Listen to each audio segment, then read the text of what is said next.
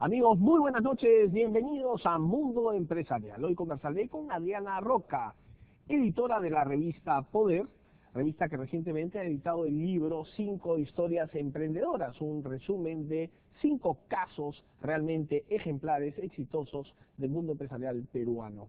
Con esto y más, regresamos, señores, tras una brevísima pausa. Bienvenidos todos.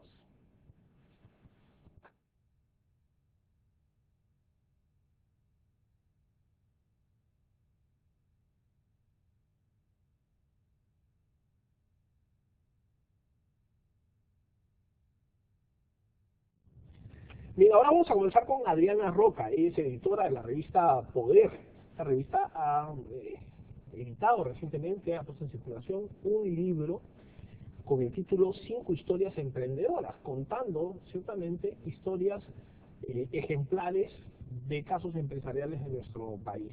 Con Adriana vamos a conversar sobre estas historias, sobre esta iniciativa, para sobrevolarlas y tratar de obtener, digamos, la carnecita del mensaje. ¿Qué es lo que tienen en común? ¿Qué es lo que, qué elementos encuentran ellos en este ejercicio editorial que sean, digamos, susceptibles de compartir aquí en el mundo empresarial para aprender de estos grandes grupos empresariales peruanos que forman pues estas 5 historias emprendedoras de éxito?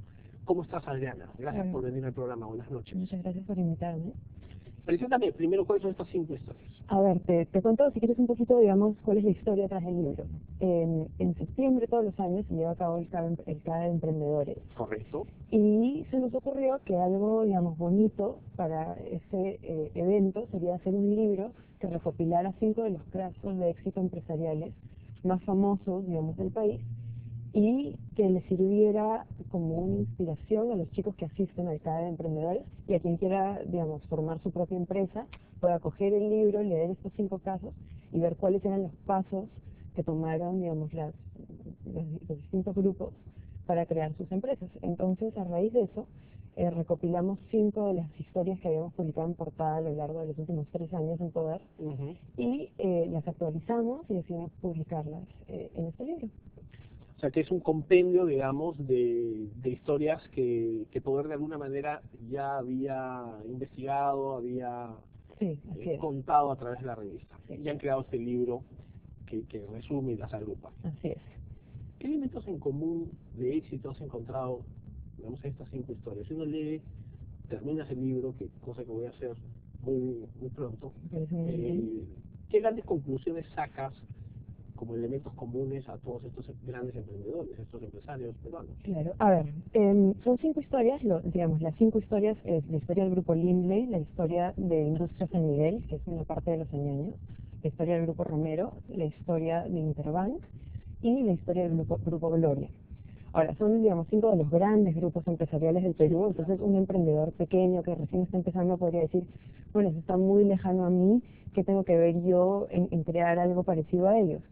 Entonces, lo que hicimos fue tratar de buscar desde el inicio cómo sentaron las bases estos grupos, cómo empezaron, digamos, cómo encontraron las ideas para fundar un poco los cimientos de los imperios económicos que tienen hoy. Entonces yo te diría que quizás uno de los puntos en común fue que en su debido momento, muchos de ellos hace 100 años, otros hace 50, otros hace 30, encontraron una oportunidad de mercado insatisfecha. Entonces se vieron en un mercado en que no tenían que inventar la pólvora, sino que, por ejemplo, en el caso de los Lindley, empezaron a crear aguas, digamos, con gas y bebidas con gas, para atender un mercado que en ese momento no estaba atendido. Fue el mismo caso, digamos, de los añaños en Ayacucho, en el que debido al terrorismo no podían llevar la Coca-Cola o Pepsi a ofrecer sus productos. Entonces crearon ellos un producto basado en algo que ya había sido inventado para atender esas demandas insatisfechas. Digamos, el otro factor común que tienen es que yo creo que se trazaron estrategias muy claras y dijeron, bueno, nosotros queremos posicionarnos como los productores de bebidas, entonces vamos a apuntar hacia eso.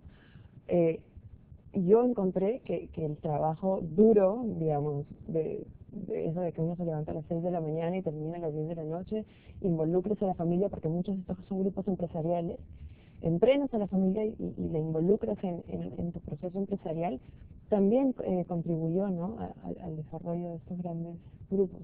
El reto es cómo las explotan y cómo las hacen crecer. Entonces, y ahí pasamos a una pregunta más de gestión, ¿no? Oye, bacán, encontraste la oportunidad, Claro. pero ¿cómo formaron a ese equipo que la supo explotar?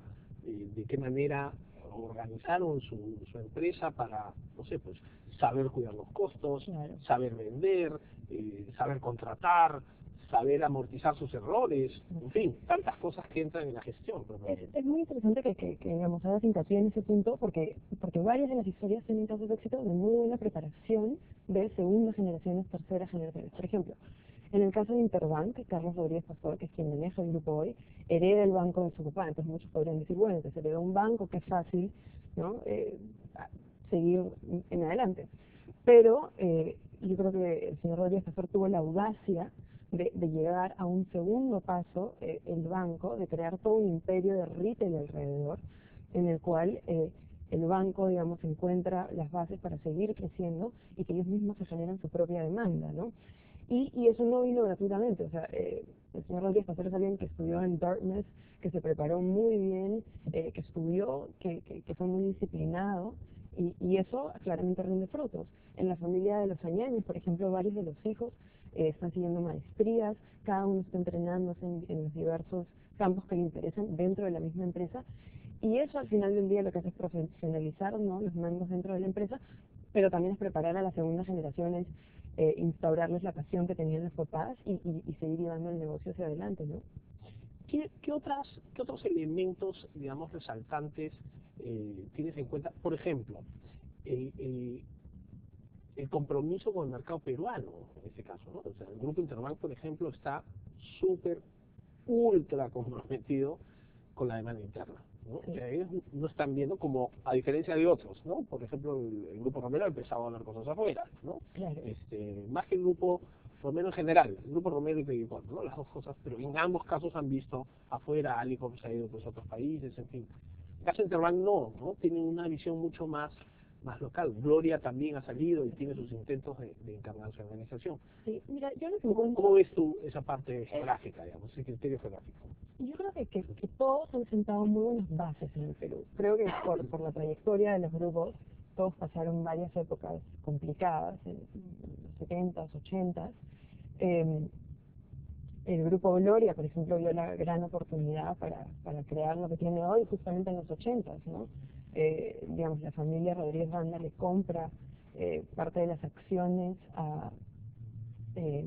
digamos, a lo que era Nestlé en esa época, que tenía Carnation, que venía de ser Gloria, y es ahí cuando encuentran la oportunidad, ¿no?, para sentar las bases, empezar a crear su negocio, y luego se diversifican, ¿no? Entonces yo lo que encuentro es que, por un lado, sentaron muy bien las bases en el Perú, crearon y siguieron la línea del negocio base en vez de diversificarse demasiado. Por ejemplo, el mismo Grupo Gloria tiene cemento, tiene leche y también tiene distribución, ¿no? Entonces todos se complementan un poco entre sí. Y luego salieron. Entonces, quizás un común denominador es que sentaron las bases bien en el Perú, luego salieron. Y la otra es que el Perú está pasando por un momento, digamos, económicamente tan bueno que las oportunidades son inmensas aquí, ¿no? Y lo bueno es que es un país que si bien estamos creciendo mucho, todavía hay mucho más por hacer, todavía hay mucho mercado por desarrollar. A mí lo que me parece fascinante es, digamos, cuando uno va abriendo muchas tiendas, entre más supermercados abres, más centros comerciales abres, no es solamente cómo crece tu empresa, es que estás generando puestos de trabajo, le estás dando, digamos, mayor nivel de ingresos a esas personas y además estás sofisticando a un consumidor, ¿no?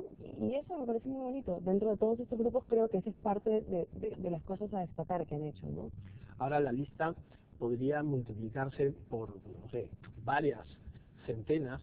Si bajamos un nivel, ¿no?, un poquito más abajo, o sea, hay miles de historias Sí. de emprendimientos y Sí. de desarrollos empresariales que no llegan pues a las dimensiones del Grupo Romero o el Grupo Interbank, pero que son ejemplares y que tienen mucho que, digamos, que exponer, ¿no?, que ofrecer para el aprendizaje Sí, de esa masa emprendedora que se viene, ¿no? Se nos quedaron muchas historias en el camino, tuvimos que decidir al final que éramos los 5 nomás, pero yo creo que la idea es seguir investigando los demás grupos. Creo que ahorita hay, como tú mencionas, hay los, digamos, los grupos que son después de estos grandes grupos los que vienen posicionándose muy bien y la verdad eso te dice mucho del país, ¿no? Que ya no son solamente 5 grupos Claro, grandes, ¿no? sino que ya vienen Menos 10. de 3 familias, al igual que Exactamente. TV, pues no sé, en los últimos 200 años, ¿no? Así es. Bien interesante, Adriana, lo felicito por este Muchas aporte gracias. editorial que sin duda va a servir de ejemplo a mucha gente, digamos, como una fuente de inspiración. Aprovechando que estás acá, contame un poco sobre Poder. ¿Cómo va la revista? Eh, bueno, la revista va bastante bien, muchas gracias. Creo que venimos haciendo un par de ediciones que a mí me han parecido, la verdad, que bastante eh, exitosas y seductoras para el público lector que tenemos. Tuvimos una edición que fue una de mis favoritas, que fue Las mujeres más importantes del Perú.